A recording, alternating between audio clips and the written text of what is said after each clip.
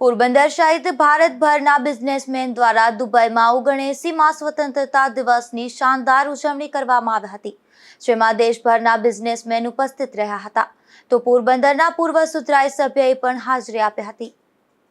Indian business and professional council દ્વારા પોરબંદરમાં 79મા સ્વતંત્રતા પર્વની શાનદાર ઉજવણી કરવામાં આવી હતી, જેમાં 15મી ઓગસ્ટની સાંજે ગ્રાન્ડ હયાત દુબઈ ખાતે ભારતીય વેપારી સંગઠન દ્વારા યોજાયેલા કાર્યક્રમમાં 450થી વધુ ટોચના ભારતીયોએ ઉત્સાહભેર હાજરી આપી અને સ્વતંત્ર દિવસની ઉજવણી કરી હતી। આ પ્રસંગે પોરબંદરના રિઝવાન આડતિયા અને દુબઈમાં ગલ્ફ રિયાલિટીના અબ્દુલ કાદરી સાથે પોરબંદરના પૂર્વ કાઉન્સિલર ફારૂકભાઈ સૂર્યાએ હાજરી આપી હતી। દેશની આઝાદીના પર્વ પ્રસંગે ભારતીય કોન્સ્યુઅલ જનરલ સતીશ કુમાર સિવીએ કહ્યું કે ઇન્ડિયા બિઝનેસ એન્ડ પ્રોફેશનલ કાઉન્સિલે 2 દાયકાથી વધુ સમયથી વ્યવસાયોને એક કર્યા છે। તેમણે નોંધ્યું કે વેપાર પહેલાથી જ 100 બિલિયનને વટાવી ગયો છે અને લગભગ 90,000 ભારતીય કંપનીઓ દુબઈમાં નોંધાયેલી છે।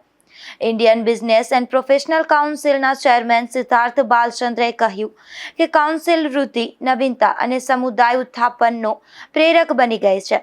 આ તકે સાંજે સાંસ્કૃતિક પ્રદર્શન, ફૂડ સ્ટોલ અને ગાયક અનુપ શંકર દ્વારા એક કોન્સર્ટનો સમાવેશ થયો હતો। મોટર સ્પોર્ટ ચેમ્પિયન ડાયના પુંડોલે પણ પોતાની વાર્તા શેર કરી હતી અને ઇન્ડિયન બિઝનેસ એન્ડ પ્રોફેશનલ કાઉન્સિલે 2025-26 માટે નવી પહેલોની જાહેરાત કરી હતી, જેમાં ભારતના ગિફ્ટ સિટીમાં બિઝનેસ ડેલિગેશન, એક sustainability program, leadership master class અને વેલનેસ પ્રોજેક્ટનો સમાવેશ થાય છે। આ ઉજવણીએ ભારત અને યુએઈ વચ્ચે સેતુ તરીકે ઇન્ડિયન બિઝનેસ એન્ડ પ્રોફેશનલ કાઉન્સિલની ભૂમિકાને વધુ મજબૂત બનાવી હતી।